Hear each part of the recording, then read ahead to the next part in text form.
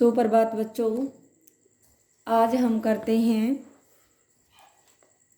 जो हमने टॉपिक पढ़ा था क्रिया, उसका बुक वर्क करेंगे आज। तो पहला प्रश्न है क उचित क्रियापदों से वाक्य पूरे कीजिए। इसमें क्रियापद हम अपनी मर्जी से यूज करेंगे कि इस वाक्य में कौन सा क्रियापद यूज होगा। ठीक है, तो पहला प्रश्न है बकरियां पत्ते खालिस्तान, तो हमने क्या भर दिया, खाती है। ठीक है भाई, देखती तो है नहीं, बकरियां पत्ते क्या करती हैं, खाना क्रिया हो गया। अगला देखिए, हमने कपड़े धोए, माँ ने अचार बनाया। खाया भी हो सकता था, अगर आप खाया करते हैं कि माँ ने अचार खाया, वो भी सही होगा, लेकिन यहाँ पे मैंने लिख दिया बनाया। बनाया भी क्या है, क्रियापद ही है। शायद कल बारिश हो, है हो ये क्या है, सहायक क्रिया होती हैं। हिमालय पर बर्फ पड़ती है। प्रश्न नंबर 6 देखिए, सही कथन के सामने सही तथा गलत के सामने गलत का चिन्ह लगाइए।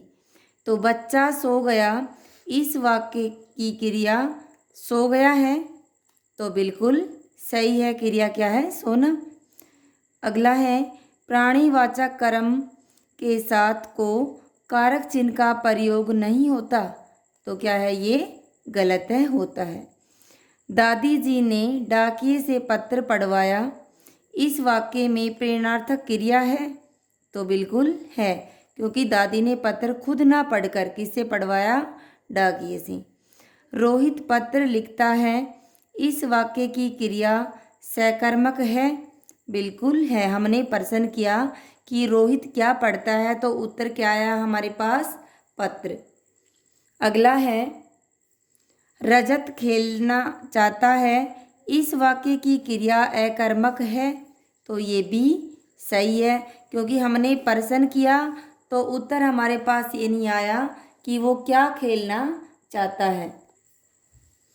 आगे है प्रश्न नंबर 6, सही विकल्प के सामने सही का निशान लगाइए। पहला प्रश्न है हमारा, काम का करना ही खालिस्तान है, क्रिया कर्ता कर्म, तो क्या होगा, किसी काम का करना या होना क्या कहलाता है, क्रिया कहलाता है, तो सही उत्तर होगा हमारा अ। प्रश्न नंबर 2, जिन क्रियाओं में कर्ता स्वयं कार्य न करके किसी दूसरे को प्रेरित करके कार्य करवाए, उन्हें क्या कहते हैं, प्रेरणार्थक क्रिया। हमारा सही उत्तर होगा स। अगला है प्रश्न नंबर 3 में, दो या दो से अधिक धातुओं के मेल से बनी क्रिया क्या कहलाती है, संयुक्त क्रिया कहलाती है, तो ऑप्शन ब सही होगा। अगला देखिए 4 नंबर, जिन क्रियाओं के साथ कर्म की आवश्यकता नहीं होती, उन्हें कहते हैं सकर्मक क्रिया। अगला प्रश्न 5, क्रिया के मूल रूप को खालिस्तान कहते हैं, तो क्या कहते हैं, धातु।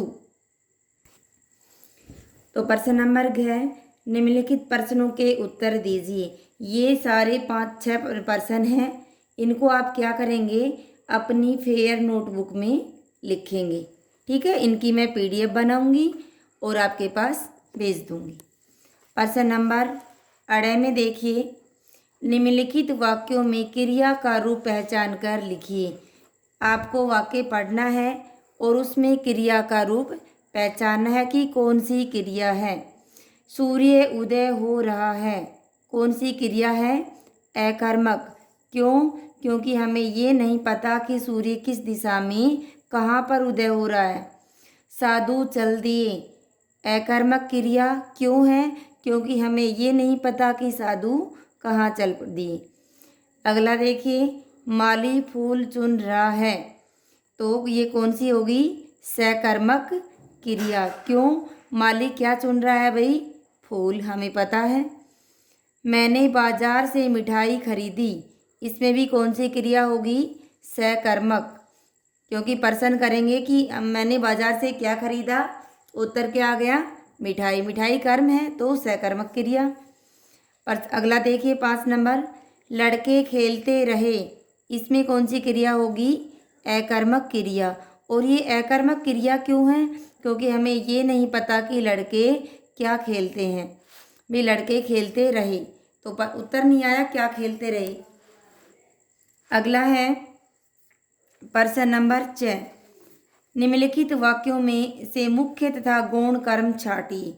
एक मुख्य कर्म और दूसरा गौण का मतलब छुपा हुआ कर्म, वो बताने आपको।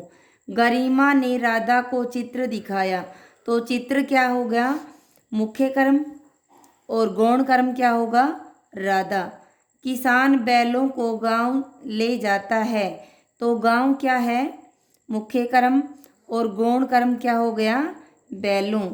अलका ने भावना को 5 रुपए दिए, तो 5 रुपए मुख्य कर्म और गौण कर्म हो गया भावना।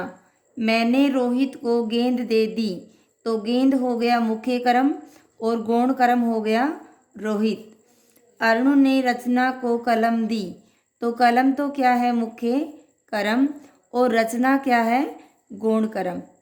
तो बेटा आज का होमवर्क है कि आपको ये सारा बुक वर्क तो याद करना है, उसके साथ प्रश्न नंबर घ के प्रश्न उत्तर हैं 6, वो आपको लिखने हैं और याद करने हैं, ठीक है।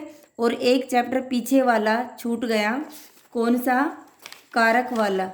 तो कारक वाला चैप्टर अगली जो वीडियो आएगी उसमें आएगा, और उसके प्रश्न उत्तर, ठीक है। और इसके बाद हम करेंगे 11 चैप्टर ख़त्म होने के बाद में अपनी दूसरी बुक का चैप्टर शुरू कर देंगे। धन्यवाद।